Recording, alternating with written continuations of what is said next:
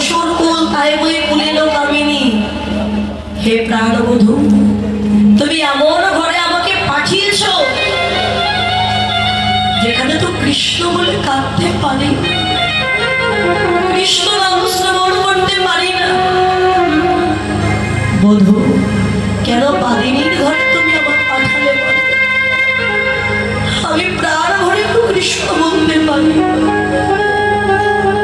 একবার জেগে ওঠো প্রাণনা। গোবিন্দ যখন জাগলো না, চিন্তা করছে গোবিন্দের গায়ে হাত দিয়ে গোবিন্দকে যাবে। যখনই গায়ে হাত দিতে গেছে, রায়ধরে আবার কর ফিরিয়ে নিয়েছে।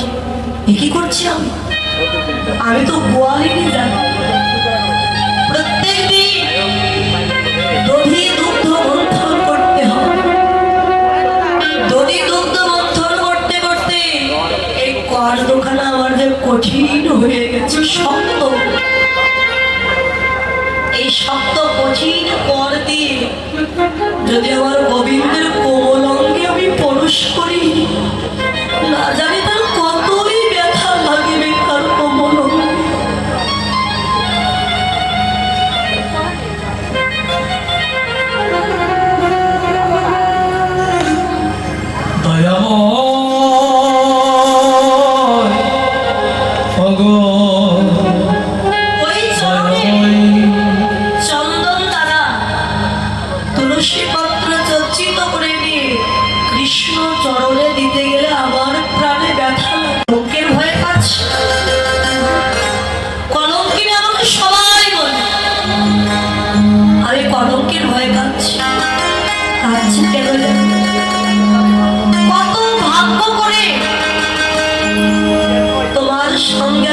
যাপন করেছি, কত ভাগ্যের ফল। সাধের নিশি কেমন প্রভাত, এখনো তুমি যাবে ফিরে মা যশোমতীর কোলে, আর আমায় ফিরে যেতে হবে ওই কৃষ্ণ বাদিনীর ঘরে। ওরে নিশি, তোর মনে কি একটু দয়া মায়া বলতে কিছুই না? এত শীঘ্রই তুই প্রভাত হয়ে গেলি, আর কিছুক্ষণ আমার বধুর সাথে থাকতে দিবি? বধু, তুমি যখন ফিরে যাবে আর আমিও ফিরে যাব, বাদিনীর ঘরে ফিরে যাওয়ার পরে সারা দিনের মতো আমি যে তোমার সঙ্গ ছাড়া হয়ে যাব। প্রাণ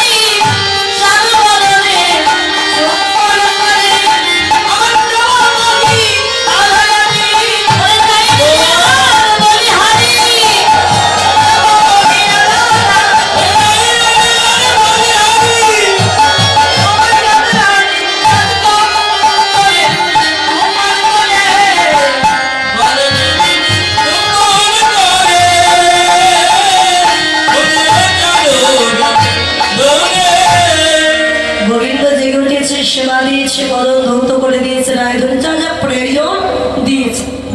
এবার দেওয়ার পরে গোবিন্দকে ডেকে বলো, বধূ অনেক বেলা তো হলো, আর দেরি কেন? বিদায় দাও, আমার ঘরে ফিরে যাও। ও রাধে, তুমি কোন ঘরে যাওয়ার কথা বলছো? কেন বধূ?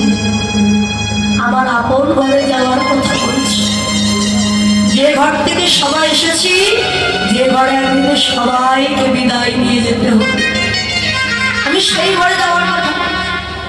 রাধে, তুমি কি তোমার ঘরের সন্ধান পেয়েছ না? কিন্তু আমি যে আমার ঘরের সন্ধান এখনো। রাধে ও, এই জগতে যত ভক্ত আছে সবাই শেষের দিনে আমার চরণ তলিতে করে ভব নদী পার হয়ে যায়। আমি সবাইকে পার করে দিই, কিন্তু আমি নিজে ভব নদী পার হব কিসে? সেই তলির সন্ধান আমি এখনো পাইনি। তাই বহু ভেবে দেখলাম আমার ভব নদী পানির ভেলা একমাত্র রাধে তোমার বেলার তুলে চলো, নাগারা তুলে চলো। রাধে গো, যেদিন আমার প্রাণ পাখি উড়ে যাবে,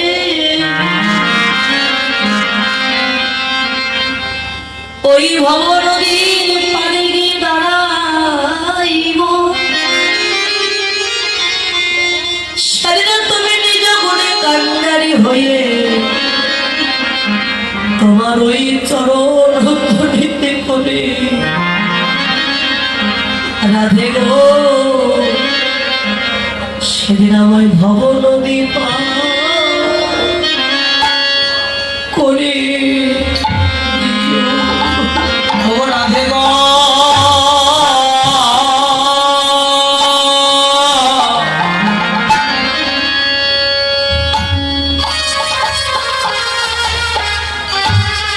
সেদিন আমায় ভব নদী পার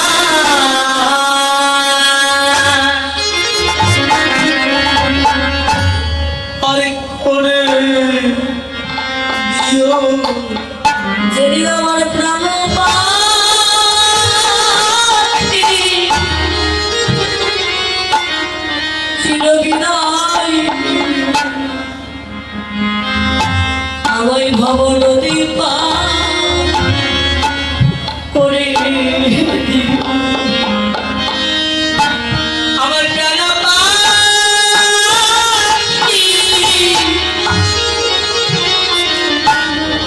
প্রাণ পাখি যেদিন চিরবিদায় নিবে, সেদিন ভবন দীপা করে দিও। রাধারানীর চরণ দুখানা হৃদয়ে ধরে গোবিন্দ নিজে রাধার চরণের ধারে ধারে দাস ক্ষত লিখে দিচ্ছি। আমি রাধা চরণের দাস, ইহাতে সন্দেহ যার, কোটি কল্পকাল ভজন করিলে বিফল জনমত।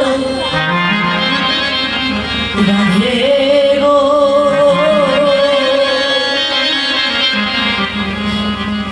যদি কেউ ভাবে আমি রাধা চরণের দাস নই, এটা ভেবে যদি ভজন করে আমায়, কোটি জন্ম ভজন করলেও সে কোনোদিন আমার চরণ পাবে না।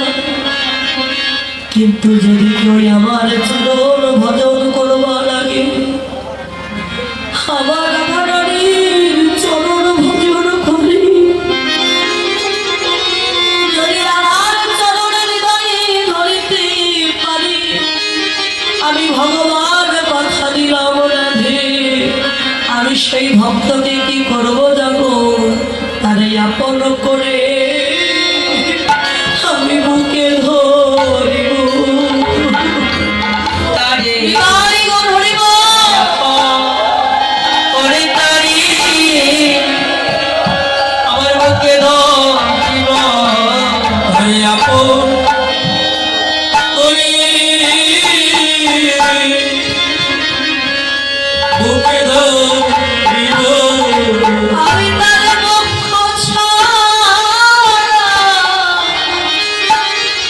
কোনদিন করিব না রানী। আমি তারে আপন করে বুকে ধরিব। আরে বক্ষ ছায়া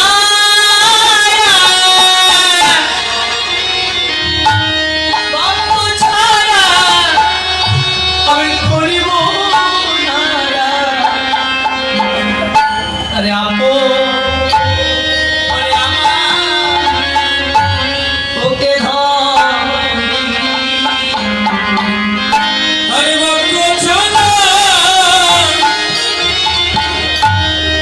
করব না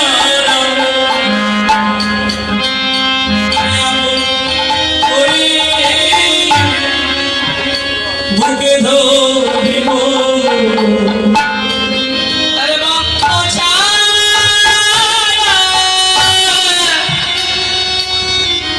বক্ষ ছাড়া করিব না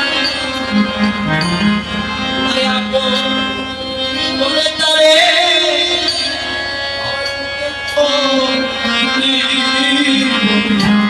শুধু এ জন্মে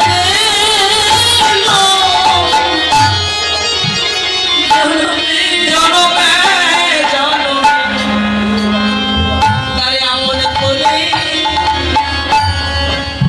বুকে ধরিব এ জনমে জনমে হরে আপন করে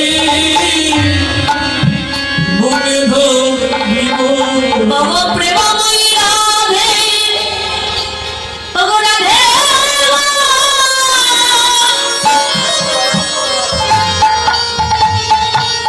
তোমার চরণের ধারে আমি দাস ক্ষত লিখে দিলাম যেদিন থাকবো না আমি এই বৃন্দাবনে সেদিন আমার কথা যদি তোমার পরে বলে আমার এই খুদনা বৃন্দাবনে যদি আমায় দেখতে চাও রাধে তবে কি করবে জানো তোমার চরণের ধারে একবারে চেয়ে দেখো। তোমার চরণে ধারে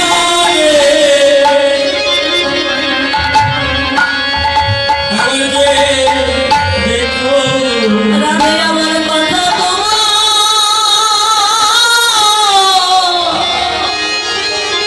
সেদিন পড়বে মনে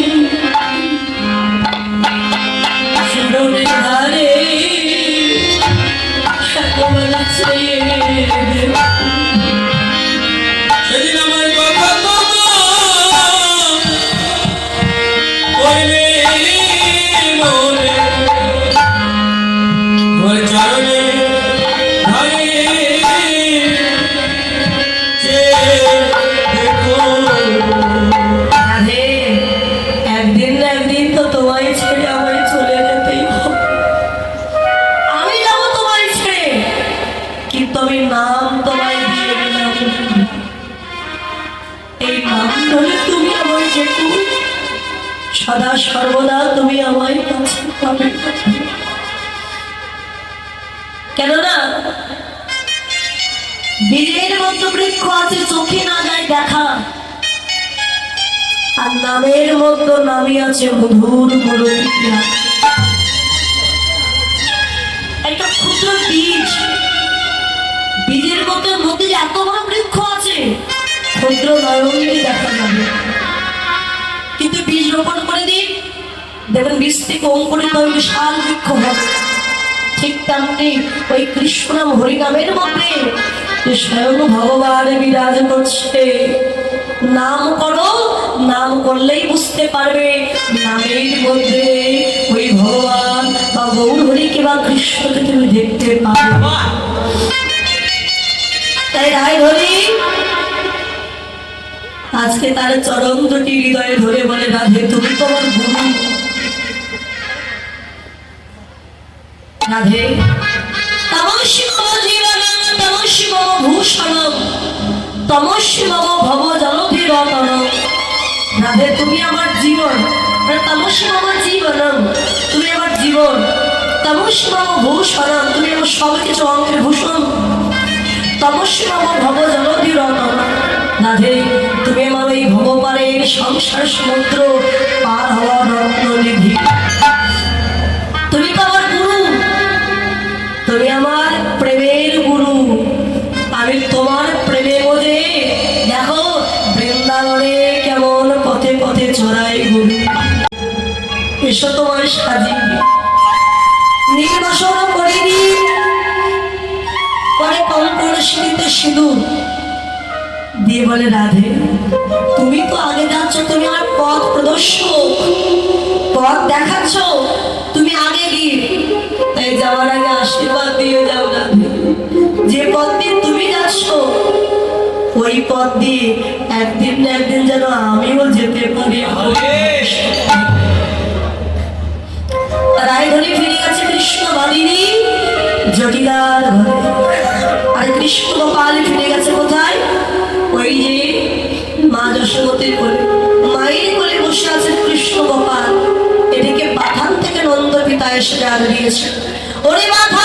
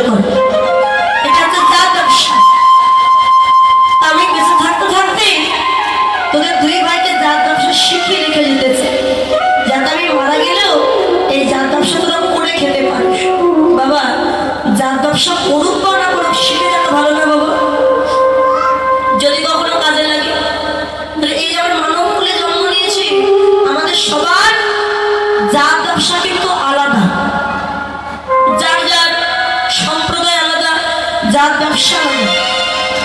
যারা কৃষক চাষবাস করে তাদের হচ্ছে জাত ব্যবসা। যারা পান মশায় মাটির জিনিস তৈরি করা হচ্ছে জাত ব্যবসা। যারা স্বর্ণকার সোনার জিনিস তৈরি করা হচ্ছে জাত ব্যবসা। আর যারা হচ্ছে জেলে মাছ ধরা হচ্ছে জাত ব্যবসা। যারা সাহা কৃষ্ণপদে মতি হোক, যারা সাহা তারা যদি ব্যবসা বাণিজ্য করে, তাহলে যার যার জাত ব্যবসা আলাদা, কিন্তু মহাজন বললে এটা হচ্ছে জাগতিক জগতের জাত ব্যবসা। কিন্তু আধ্যাত্মিক তত্ত্বে আমাদের সবার জাত ব্যবসাটা কি একটাই, সেটা হচ্ছে কি একটা বাবা তার চারটে ছেলে, বাবা চারটে ছেলেকে ডেকে বলছে আমি তোর বাঁচবো না বাবা, মৃত্যু সজ্জায় পড়ে আছে, তোমরা আমার চারটে ছেলে কে কেমন সামর্থ্যবান হয়েছো, কে কেমন হয়েছো একটু মৃত্যুর আগে পরীক্ষা করতেছে। চারটে ছেলেকে 1 লক্ষ করে টাকা দিয়েছে, 4 লক্ষ টাকা। বলে 4 লক্ষ টাকা তাহলে 4 ভাইকে দিলাম, আমি মৃত্যুর আগে দেখতে চাই এই টাকা দিয়ে তোমরা ব্যবসা করে কে কত উন্নতি করতে পেরেছো, কে আমার যোগ্য সন্তান। এখন 4 জনকে 4 লক্ষ দিয়েছে। বড় ছেলে ব্যবসা করে বাবার কাছে এসেছে, বাবা দেখো আমি তোমার 1 লক্ষ টাকা দিয়ে ব্যবসা করে আমি না 3 গুণ লাভ করেছি। বেশ, খুব ভালো। মূলধন 1 লক্ষ, তার 3 গুণ সে লাভ করেছে। বাবা তো খুব খুশি। মেজো ছেলে এসে বলে বাবা তুমি যে 1 লক্ষ টাকা দিয়েছিলে সেই 1 লক্ষ টাকা ব্যবসা করে আমি 2 গুণ উন্নতি করেছি, 2 গুণ লাভ করেছি। বেশ, বাহ ভালো। মেজো ছেলে গিয়ে বলে বাবা আমি ব্যবসা করে বর্দার মতো মেজদার মতো 3 লক্ষ 2 লক্ষ উন্নতি করতে পারি না, আমি 1 লক্ষ উন্নতি করতে পেরেছি। 1 গুণ মানে ছিল 1 লক্ষ আর 1 গুণ আমি উন্নতি করেছি। বাহ, এটাও ভালো। বাবা তাকে দেখে সব থেকে ছোট যে দূরে দাঁড়িয়ে কাঁদছে। বাবা ডাক দিয়েছে খোকা এদিকে, কাঁদছিস কেন, কি উন্নতি করেছিস বল। ছোট ছেলে বলে বাবা বড়দা মেজদা শেষদা এরা সবাই তো উন্নতি করেছে, কিন্তু আমি তো উন্নতি করা তো দূরের কথা, মূল যে ধন তুমি দিয়েছিলে সেই মূল ধনটাইও আমি রক্ষা করতে পারি, তাই কাজ। বাবা তখন ছেলের হাত ধরে বলে খোকা ব্যবসায় লাভ লোকসান হবে, এতে মন খারাপ করিস। এই নে বাবা আমি তোকে এমন একটা ধন দিচ্ছি, এই ধনে কখনো লোকসান হবে না। সেই ধনে কি, এই নে বাবা পরশ পাথর ধর, এই পরশ পাথর দিয়ে ব্যবসা শুরু কর, দেখবে এতে লাভ লোকসান নয়, আর লাভ হবে দ্বিগুণ বৃদ্ধি পাবে। আর এবার বুঝতে হবে 4টে ছেলেকে আর এই বাবাকে। বাবা হলো স্বয়ং ভগবান, তাহলে 4টে ছেলে সত্য ত্রেতা দাপর কলি। সত্য যুগে ধর্ম 1 পোয়া ছিল, 3 গুণ বৃদ্ধি করেছিল, 4 পোয়া ছিল। ত্রেতা যুগে এসেছে 1 গুণ চলে গেল, দাপর যুগে এসেছে চলে গেল, কিন্তু কলিযুগে 1 পোয়া ধর্ম পায় না। মানে সব থেকে ছোট হচ্ছে কলি, 1 পোয়া ধর্ম পায় না এখন। তাই ভগবান দেখছে এই কলি একটু উন্নতি করা তো দূরের কথা, মানে ধর্ম করা তো দূরের কথা, দিন দিন হ্রাস পেয়ে যাচ্ছে, কম হয়ে যাচ্ছে। তাই ভগবান সব থেকে ছোট যে কলি তাকে ডেকে বলে বাবা তুই তো উন্নতি করতে পারবি না, তাই এমন একটা জিনিস নেব এটা লোকসান হবে না, লাভ বৃদ্ধি ছাড়া কোনো লোকসান হবে। এই নে জপের মালা, এই মালায় শুধু নাম জপ কর। এই যে ব্যবসায়ী যে কাজ, এই নাম জপ কর, লোকসান যত জপ করবি নাম তত বৃদ্ধি পাবে, আর নামের কৃপা ততই হবে। তাই এই কলিযুগের একটাই জাত ব্যবসা, মহামন্ত্র নাম জপ করা, মালা জপ করা, কৃষ্ণ নাম করা, এটাই হচ্ছে আমাদের সবাই একটাই জাত ব্যবসায়ী। তাই গৌর হরি বল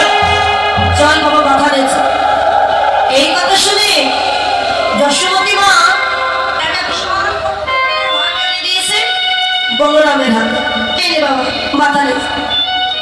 গোপাল বলে, ও মা, দাদাকে দিয়েছো দোহনের ভাণ্ড, আমাকে কিছু না। না গোপাল, তুমি তো শিশু, তুমি বাচ্চা, এত বড় দোহন ভাণ্ডের ঘর কি বইতে পারবে? তোমার কষ্ট হবে। দাদা বড়, তাই ওকে বড় কাজ দিই। আর তুমি তো শিশু, তুমি এমনি যা, তোমাকে কোনো কাজ করতে হবে। বাৎসল্য করে লীলাকৃষ্ণ পদকর্তা লীলের আক্রান্তে দাঁড়িয়ে বলে, মা, যিনি এক আঙুলে গিরি গোবর্ধন পাহাড় ধরে রাখলো, বিশ্বের ব্রহ্মাণ্ডের জীবকে যিনি পালন করে, সামান্য একটা দোহন ভাণ্ডের ভারকে বইতে পারবে না সে? ও মা, আমি কিছু শুনতে চাই। দাদা বড়, এক বড় কাজ দিয়েছ, আমি ছোট, আমাকে ছোট কাজ। মা কিছু ছোট কাজ আবার কি? সন্তানের আবদার দেখে বাবা মাকে দাঁড়াতে দেখি দাঁড়িয়ে বাথান থেকে এসেছে তো, জল কাদা মেখে আছে পাদুকা। এখন পাদুকা পায়ে তো গাড়ি দহন করা যায় না, গো মাতা গাড়ি দহন করা যায়। নন্দ পিতা ধীরে ধীরে চরণের পাদুকা দুটি খুলে গোপালের হাতে দিয়েছে। আর যেই হাতে দিয়েছে, গোপাল পাদুকা মুখারা নিয়ে সঙ্গে সঙ্গে মাথায় ধরেছে। আর এই যে পাদুকায় জল কাদা মাখা ছিল, মাথায় ধরার সাথে সাথে সমস্ত জল, সমস্ত কাদা ভগবানের সর্বঙ্গে মেখে যাচ্ছে। গোপাল কেঁদে বলে, দাদা গো, দেখো তোমার চাইতে আমার ভাগ্য কত ভাগ্য। মা তোমায় দিয়েছে দোহনের ভাণ্ড, আর দেখো দেখো দাদা, পিতা দিয়েছে আমায় চরণের পাদুকা। আজ আমি ভক্তের চরণ পাদুকার জলে স্নান করিয়া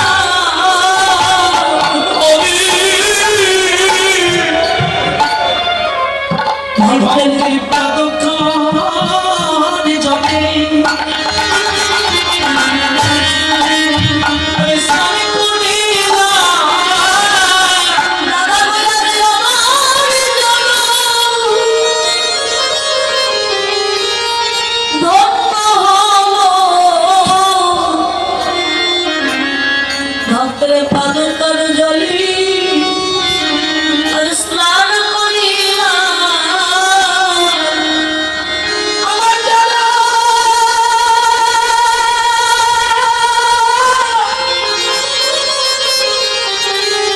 বন্ধ হলো গো। দেখো দাদা, ভক্তের আমি ভক্তের পাদুকার জলে আমি স্নান করিলাম। আমি এমন ভক্ত, আর কবি নয়। ভক্তের পাদুকার জলে আর স্নান করিলাম। আমার এমন ভক্ত আমি না হবে। ভক্তের পাদুকার জলে স্নান করিলাম। দাদা, আমার মতো ভাগ্য বলো কজন আর আছে বলো? দেখো, ভক্তের পাদুকার জলে স্নান করে দিল। তাহলে পিতা সন্তানকে পাদুকা দিতেই পারে, এতে কোনো অপরাধ নেই। সন্তান বাবার পাদুকা বইতেই পারে, এটা জাগতিক আধ্যাত্মিক তত্ত্বে বললে স্বয়ং ভগবান ভক্তের চরণ পাদুকা নিয়েছিল মাথায়। পাদুকা নিয়ে গোপাল দাঁড়িয়ে আছে। স্বর্গরাজ্য হতে দেবতাগণ নন্দ পিতাকে ডেকে বলে, হে নন্দ মহারাজ, তুমি কত ভাগ্যবান, যে কৃষ্ণ পাওয়ার জন্য আমরা পর্যন্ত কাঁদি, সেই কৃষ্ণকে তুমি বাৎসল্য প্রেমে বেঁধে নিজের চরণের পাদুকা দিয়ে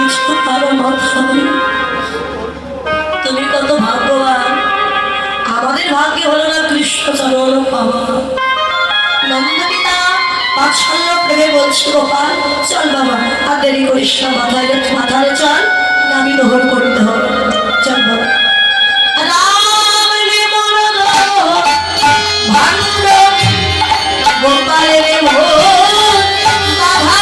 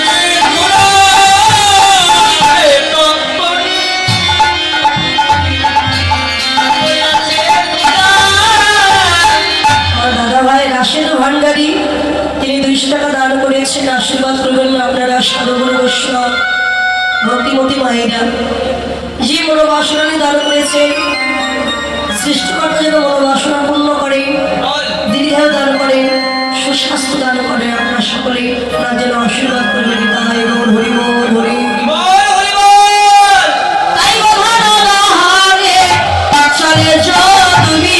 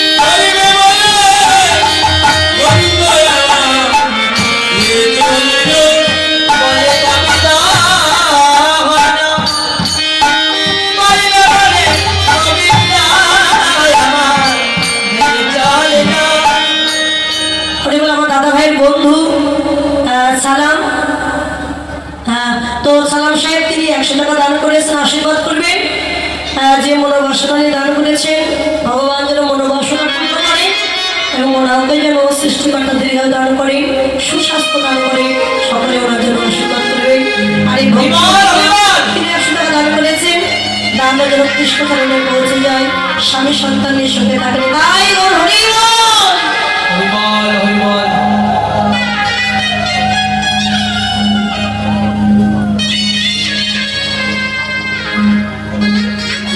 শ্রীমতী রায়ধনী জটিলার মন্দিরে বসে আপন প্রাণবন্তের কথা চিন্তা করছেন এমন সময় এসেছে তার স্বতন্ত্র সখী কারা যেন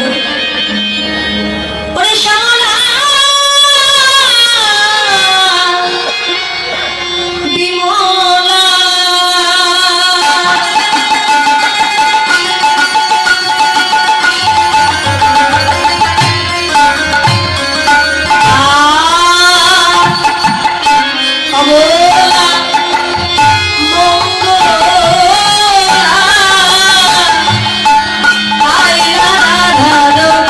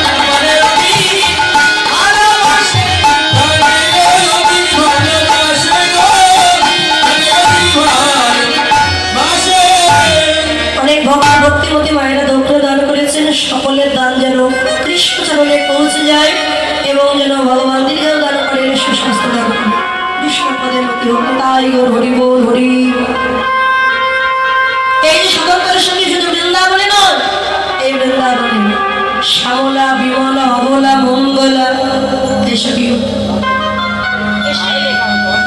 রায়ধনীকে ঘিরে বসেছে, আপনারা যেমন বসেছে। আর রায়ধনী সখীদের বরণ দর্শন করে আহারে কি সুমদনী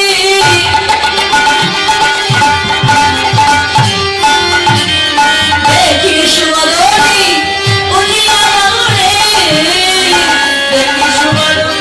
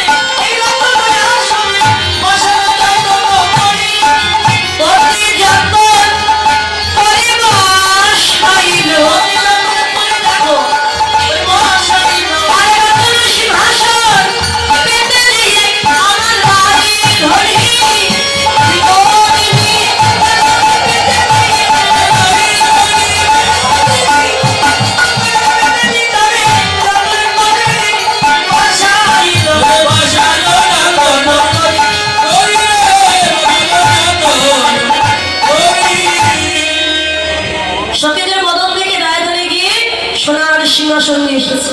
কেননা সখী এসেছে, কে না চায় সখীকে আপ্যায়ন করতে। রাধার সখী যেহেতু ছিল সখীর সখী, রাধারানীর তো অনেক সখী ছিল, প্রাণ সখী, প্রিয় সখী, প্রিয় নরম সখী, পরমেষ্ঠ স্বরূপ সখী, মরমের মরমের সখী, স্বতন্ত্র সখীগণকে দেখে সোনার সিংহাসনে পেতে দিয়েছে। শ্যামলা বিমলা বলছে, রাধে এই প্রভাতকালে আমরা যে সোনার সিংহাসনে বসতে এসেছি, সোনার সিংহাসন এর চাইতে যদি আর কোনো আসন থেকে থাকে সেই আসনটাই পেতে দেয় আমাদের। শ্যামলা এর চাইতে আমার একটা দামি আসন আছে, কিন্তু আসলে কেউ বসতেছে। আসনটা কি আসলে জানিস? আমার হৃদয়ের ভক্তির আসন পেতে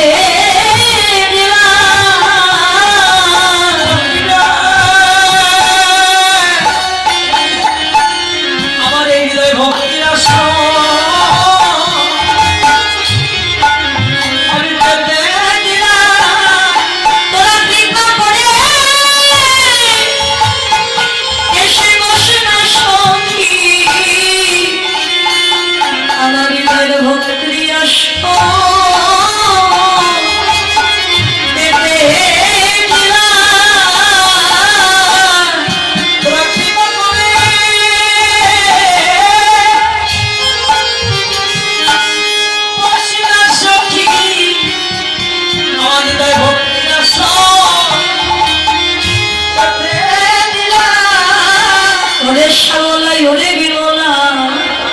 সাধুগুরু বৈষ্ণবের বদলে শুনেছি, যদি প্রভাত কালে কোন কৃষ্ণ ভক্তের বদল দর্শন করা যায় তার দিন নাকি ভালো যায়। তোরা তো আমার কৃষ্ণের পরম ভক্ত, তোদের মতো ভক্ত বদল দর্শন করে আমার কি মনে হয়ে জানিস আজ দিনে বুঝি আমার ভালো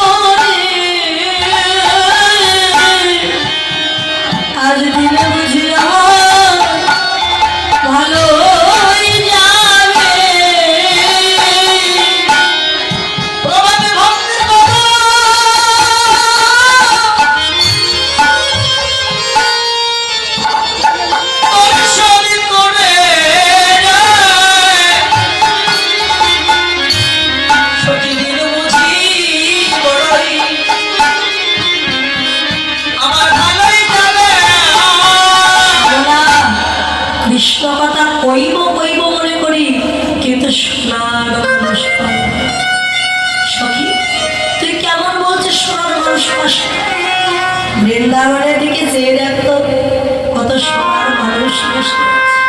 কানে সোনা পড়ে শুনবার জন্য সোনার মানুষ বসে আছে। তুই একবার তোর বধুর প্রেমের কথা, ভালোবাসার কথা, গুণের কথা, সজ্জা বিলাসের কথা, রসের কথা উদ্ধার কর। স্বতন্ত্র সখী বলে কেন কোনো কথা গোপন করিস? বাংলা সখী, বধুর প্রেমের সখী, আমার বধুর সঙ্গে আমি আজ থেকে আমার বধুকে আমি ভালোবাসি। শিশুকাল থেকে ভালোবেসেছি, তবু কোনো প্রেমের কথা না জানা হলো। স্বামীবার বলে রাধে, ওই কেন বা তোহারে এমন হলি?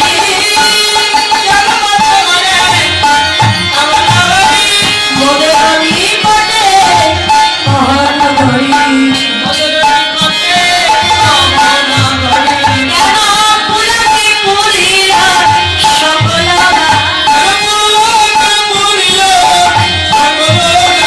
বলিবে কত করিতে না পারি ছোটা।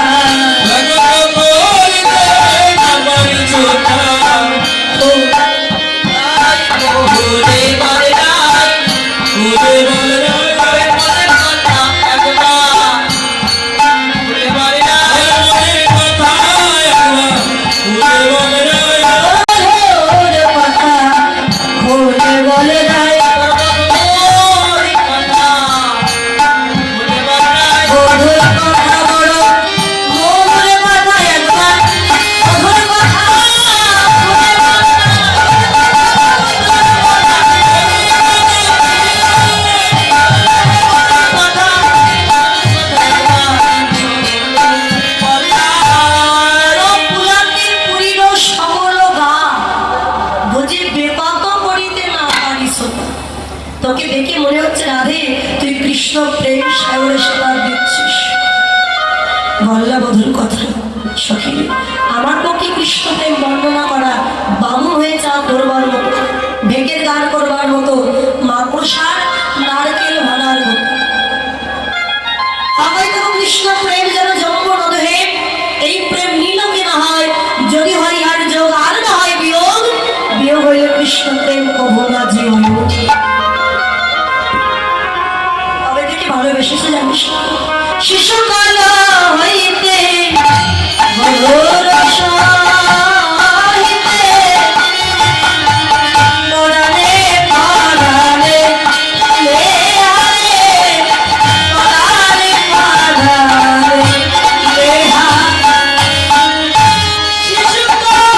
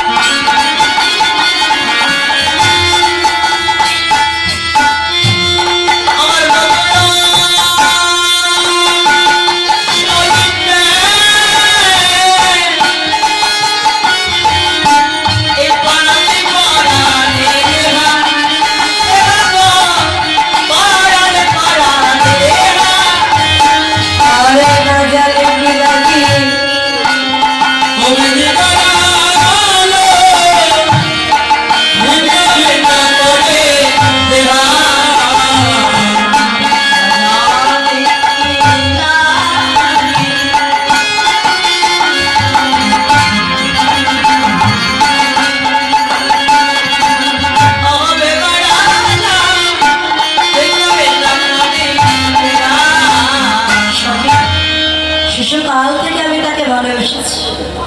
আমি যখন জন্ম নিয়েছিলাম অন্ধ অবস্থায় ছিল, বন্ধু হামাগুড়ি দিয়ে সুতিকা মন্দিরে আমাকে নয়ন দান করেছে। নয়নে মিলে গোবিন্দের বদনাম দর্শন করেছিলাম, সেদিন থেকে ভালোবাসি। সখী, আমার প্রিয়াসে পিরিতি জানে রে, প্রিয়াসে পিরিতি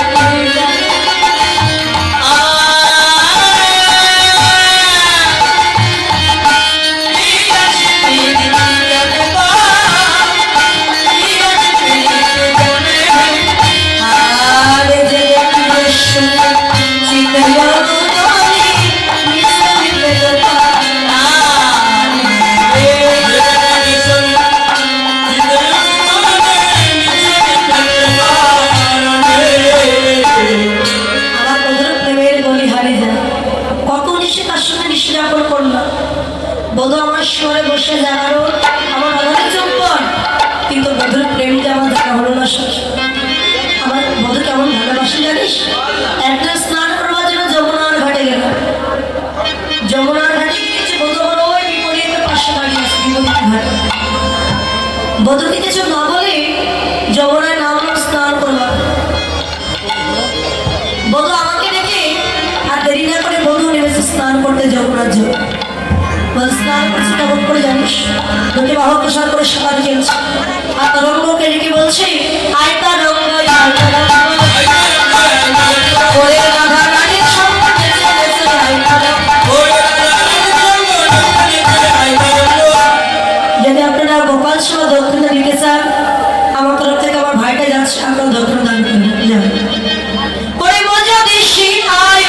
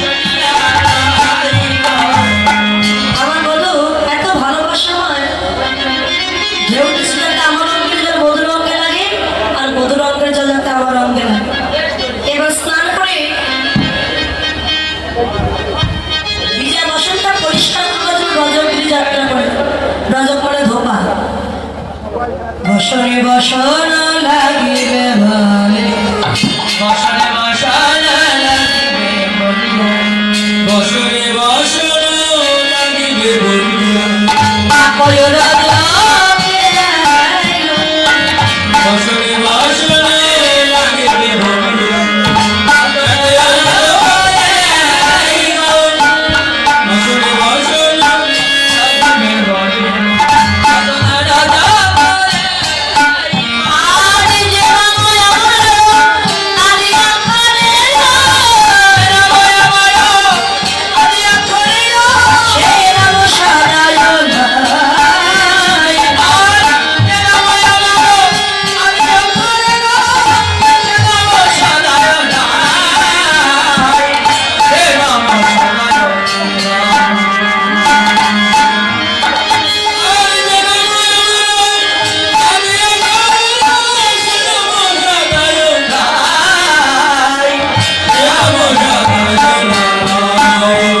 আপনারা বসুন, আপনাদের কাছে তো আমি লোক পাঠিয়ে দিচ্ছি, আসলে আসতে হবে না, আপনাদের কাছে পাঠিয়েছি।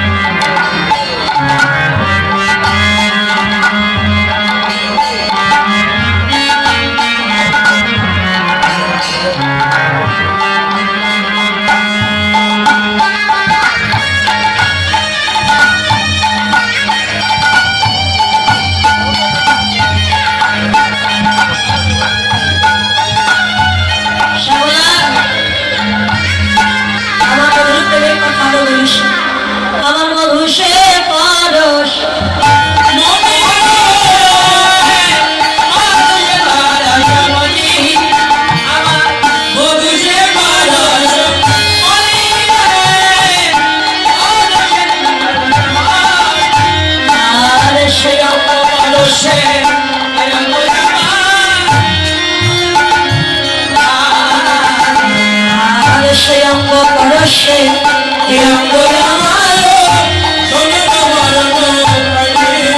আমি স্বাধীন হতে হয়েছে সোনা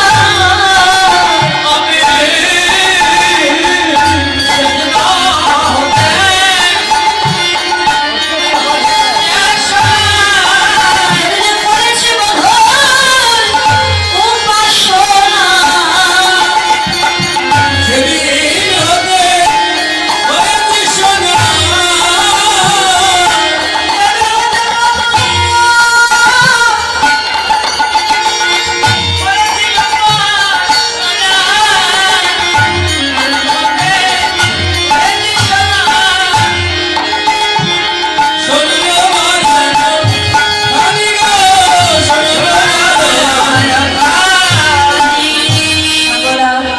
পরশপাত যেমন লোহাকে পরশ করলে সোনা হয়, আমার বধূ পরশপাত যেদিন থেকে আমাকে পরশ করেছিল সোনা, সেদিন থেকে আমি সোনার গরম হয়ে গেছি। আমার বধূ পরশপাত আমাকে কেমন ভালোবাসে জানিস? কত নয়া দল পড়ায় না গল কতই সে তার মনে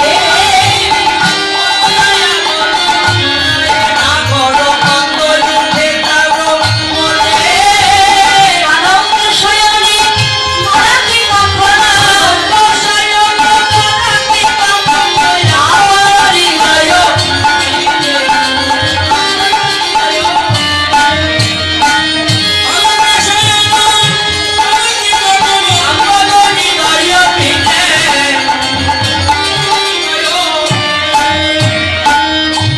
সখিরে, আমার বধূ আমাকে পালকে শয়ন করতে দেয়। কি করে জানিস? সদা সর্বদা হৃদয় পালকে তুলে আমার শয়ন করে। আর হৃদয় পালকে নিয়ে কি করে জানিস? ধোবা হোক বর্ষারি করে দেয়া গরি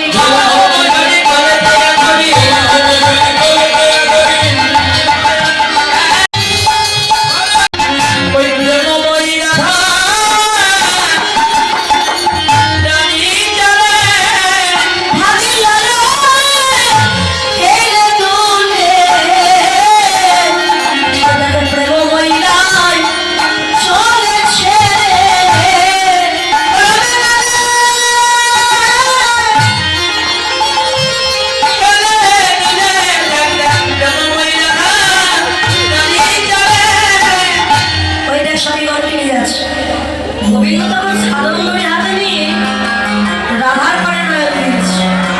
ছবি তোমার ভাই বলে যাচ্ছে। আর এই গাভীটা মনে মনে চিন্তা করছে, বধূ তুমি বলো লক্ষ্য ভ্রষ্ট হলে কিছু পাওয়া যায়, যেটা আমার দিকে তোমার লক্ষ্য নয়, তোমার সাথে একটু মজা করে। সেই গাভীটা সেখান থেকে চলে গেছে, আর সেখানে একটা সাদা রঙের ষাঁড় এসে দাঁড়িয়েছে। গোবিন্দের লক্ষ্য নয়, রাধার পাড়ে নায়ক দিয়ে গোবিন্দ কি করলেন? ধবলে পাদ ছাতি, ধবল পাদ ছাতি,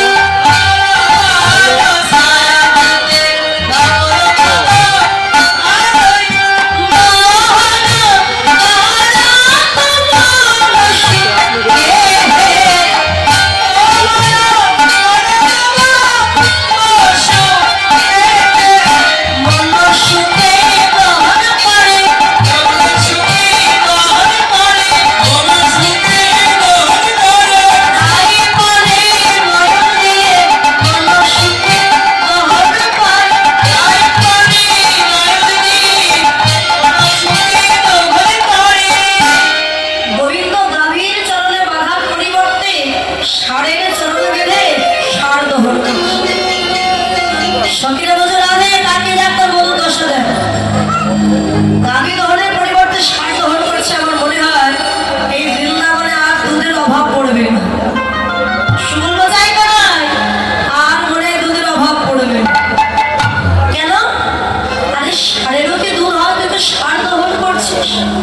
তুমি দেখে কি সাধনা, দেখে কি সাধনা, ইচ্ছা দিতে ইচ্ছা দিছ, দেখে কি সাধনা, ইচ্ছা দিতে ইচ্ছা দিছ।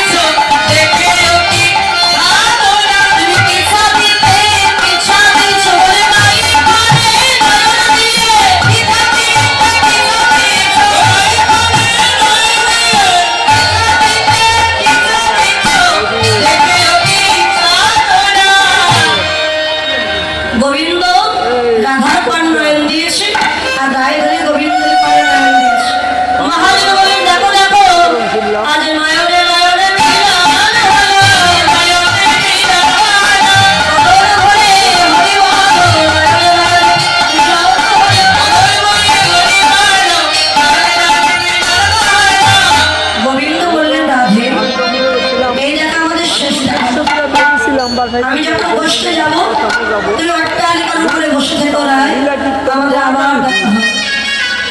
রায় যখন স্নান করতে গেছে যমুনায়, আর রাম গোবিন্দ আজ বসতে শাড়ি সেজে নিয়ে মায়ের কোলে বসে আজ বসে বসে